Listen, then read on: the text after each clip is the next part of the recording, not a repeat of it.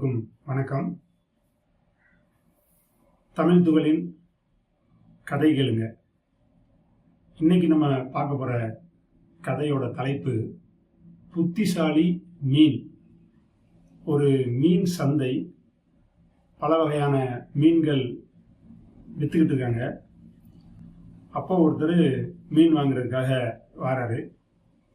ஒரு சின்ன பையன் மீன் வச்சு வித்துக்கிட்டு இருக்கான். தம்பி எவ்வளோப்பா அப்படின்னு கேட்டால், கிலோ 100 ரூபாங்க அப்படின்னு சொல்கிறான். கொஞ்சம் அப்படி தள்ளி பார்க்குறாரு. இதே மீன் இன்னொரு பையன் அங்கே விற்றுக்கிட்டு இருக்கான். சரி, அவன்கிட்ட போய் கேட்போம், கொஞ்சம் விலை குறையா இருந்துச்சுன்னா அதை வாங்குவோம் அப்படின்ட்டு அடுத்த பையன்கிட்ட போகிறாரு. அவன்கிட்டையும் போய் எவ்வளோப்பா அப்படின்னு கேட்டால், அவன் ஒரு கிலோ 500 ரூபா அப்படின்னு சொல்கிறான்.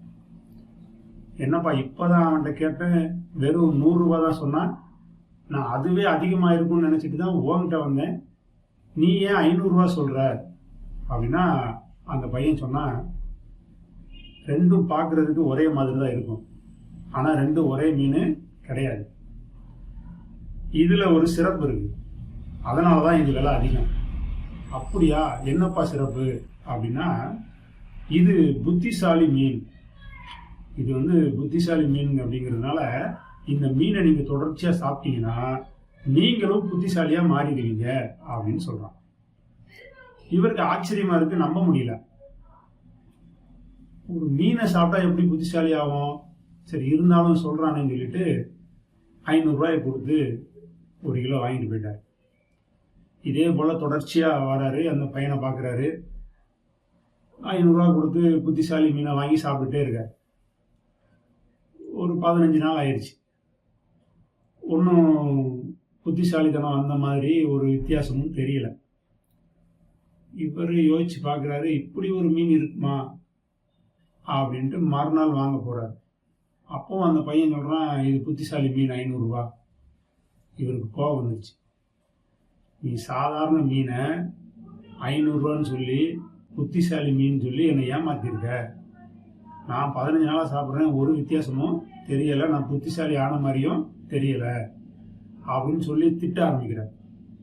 இப்போ அந்த பையன் சிரிச்சுக்கிட்டே சொன்னான், 15 நாளைக்கு முன்னாடி இது புத்திசாலி மீன் அப்படின்னு சொன்னோன்னே அதை நம்பி 500 ரூபா கொடுத்து வாங்கிட்டு போயிட்டீங்க. இந்த மீனை நீங்கள் சாப்பிட்டுட்டே வரவும் இப்போ இது புத்திசாலி மீன் அப்படின்னு சொன்னால் நீங்கள் நம்ப மாட்டேங்கிறீங்க. அப்போ என்ன அர்த்தம்? 15 நாளைக்கு முன்னாடி இருந்ததை விட இப்போ நீங்கள் புத்திசாலி ஆயிட்டீங்க.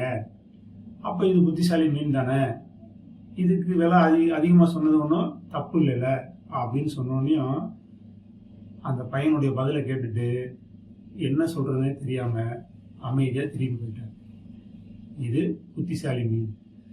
யார் என்ன சொன்னாலும் நம்ம நம்பிடக்கூடாது அப்படிங்கிறத இந்த கதையின் மூலமா நம்ம தெரிஞ்சுக்கலாம். நன்றி.